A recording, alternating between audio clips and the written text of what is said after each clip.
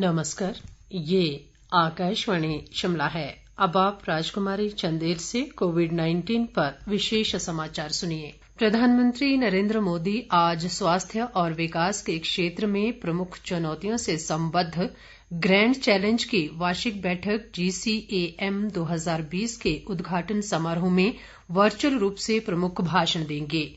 Grand challenge पिछले 15 वर्षों से स्वास्थ्य और विकास के क्षेत्र में चुनौतियों का सामना करने में नवाचार के क्षेत्र में अंतर्राष्ट्रीय सहयोग बढ़ाने के लिए काम कर रहा है। GCAM 2020 में नीति निर्माता और वैज्ञानिक वैश्विक स्वास्थ्य समस्याओं के समाधान में वैज्ञानिक सहयोग सुदृढ़ बनाने के उपायों पर विचार करेंगे। इसमें विश्व के लिए भारत के नारे के साथ कोविड-19 से संबंधित समस्याओं पर विशेष बल दिया जाएगा। ग्रैंड चैलेंजेस इंडिया की स्थापना भारत सरकार के जैव प्रौद्योगिकी विभाग और bill and Melinda Gates foundation के बीच भागीदारी के रूप में 2012 में की गई थी।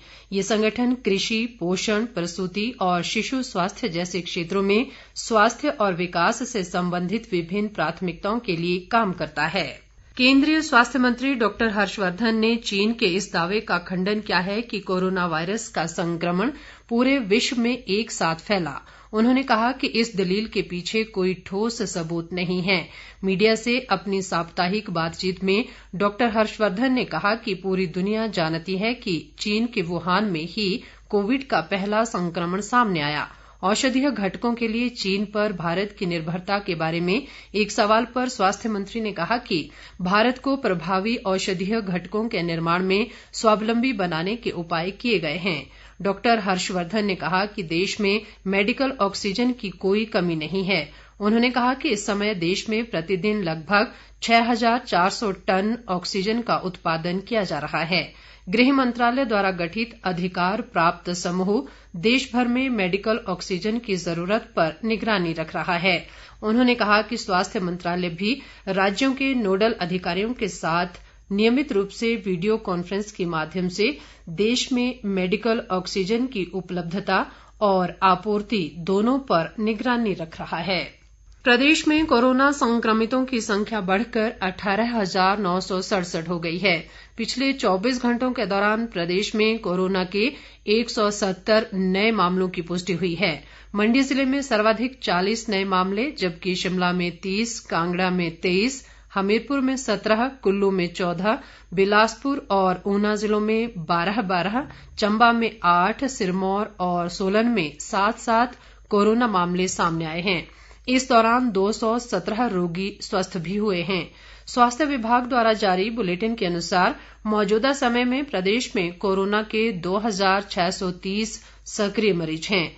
वर्तमान में मंडी जिले में सर्वाधिक 538, जबकि शिमला जिला में 441, सोलन में 306, कांगड़ा में 274, कुल्लू में 269, बिलासपुर में 156, सिरमौर में 152, हमीरपुर में 144, ऊना में 130, लाहौल स्पीति में 109, चंबा में 87 और किन्नौर में 34 कोरोना मरीज उपचाराधीन हैं।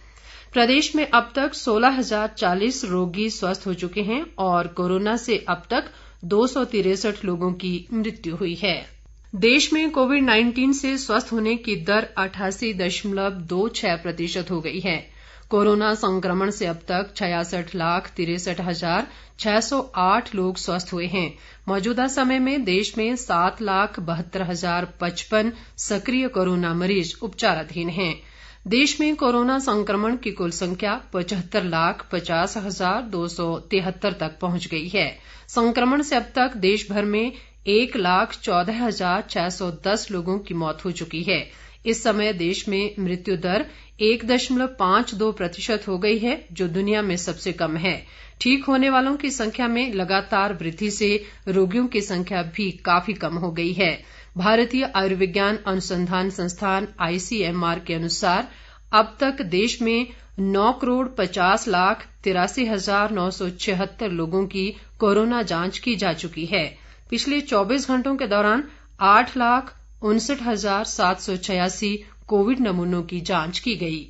भारत में उपचाराधीन कोविड रोगियों की संख्या पिछले 6 हफ्तों में घटकर 8 लाख से नीचे चली गई है। इसमें और कमी आने का सिलसिला जारी है।